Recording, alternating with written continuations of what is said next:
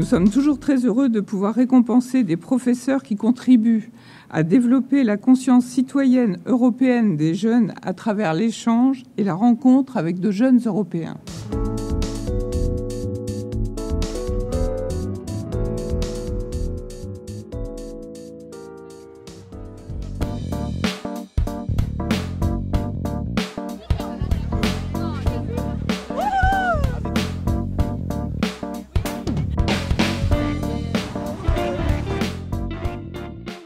Je souhaite juste vous rappeler l'importance des institutions que vous visitez aujourd'hui et surtout que vous êtes et serez toute votre vie un acteur à votre niveau de l'histoire de l'Europe.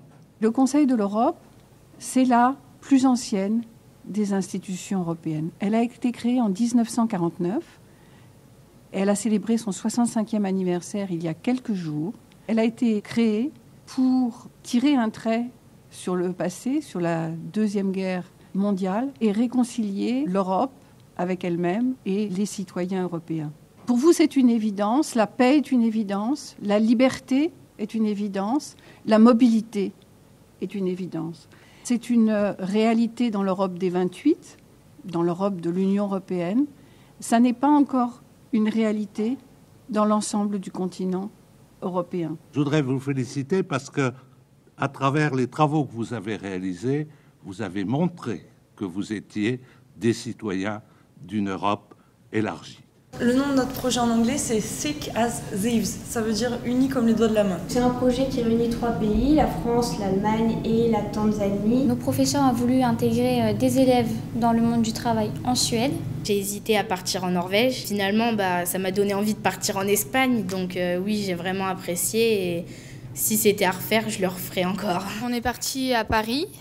Après, on a été à Dijon, on est à Strasbourg, on a été pendant une semaine à Sarajevo, on est passé par Vienne et on a dormi une nuit à Vienne et en Croatie aussi. Donc après, normalement, on va aller à Verdun. La relation interpersonnelle, c'est la base essentielle de la construction d'une Europe. Au-delà des systèmes, au-delà des lois, au-delà de tout ça, il y a des hommes, il y a des citoyens. S'initier à d'autres cultures, c'est enrichir sa propre identité de celle des autres. Ça permet de se rendre compte qu'on est européen. Ça nous permet, oui, d'être face à une réalité qu'on ne connaît pas toujours. Les gens de notre âge, ils ne sont pas si différents que ça. Il y a juste la culture qui change, mais sinon, c'est la même chose. On a découvert qu'on pouvait travailler dans d'autres pays. On a prévu de faire un flash mob.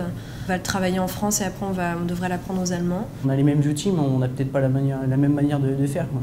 D'apprendre de nouvelles choses, une culture, la langue. L'éducation, l'échange et la rencontre avec d'autres jeunes, d'autres pays sont les forces dont vous disposerez demain pour construire un monde qui sera sans doute très différent de celui de 2014 et où l'Europe aura une place cruciale. Et c'est pour ça que je suis vraiment fière que vous êtes dans le Conseil de l'Europe qui réunisse 47 pays pour défendre les valeurs européennes. En fait, il n'y a jamais rien d'évident. Il n'y a jamais rien d'acquis. Et vous devez participer au quotidien à cette construction. En gagnant le prix Hippocrène, ça va nous permettre d'accueillir des Norvégiens et des Espagnols. Le prix Hippocrène va nous permettre, nous permet cette année d'amener cette classe à Strasbourg. Voyager gratuitement pour les élèves en Allemagne. C'est surtout grâce à ce prix qu'on a pu partir à Sarajevo, donc enrichir notre documentaire. Ça permet de voir que ce qu'on fait est reconnu et que c'est pas quelque chose d'insignifiant.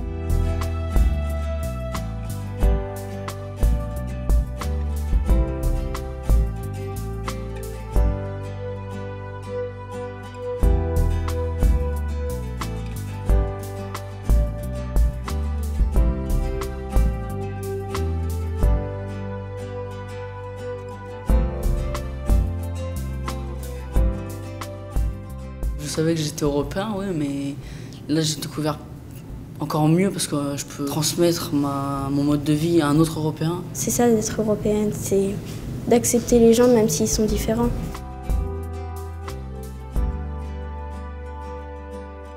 Nous vous confions une mission d'importance. Rappelez à vos parents, à vos proches, d'aller voter le 25 mai pour les élections européennes. Allez voter, vous, si vous avez la possibilité de le faire. Je compte sur vous, nous comptons sur vous, l'Europe compte sur vous.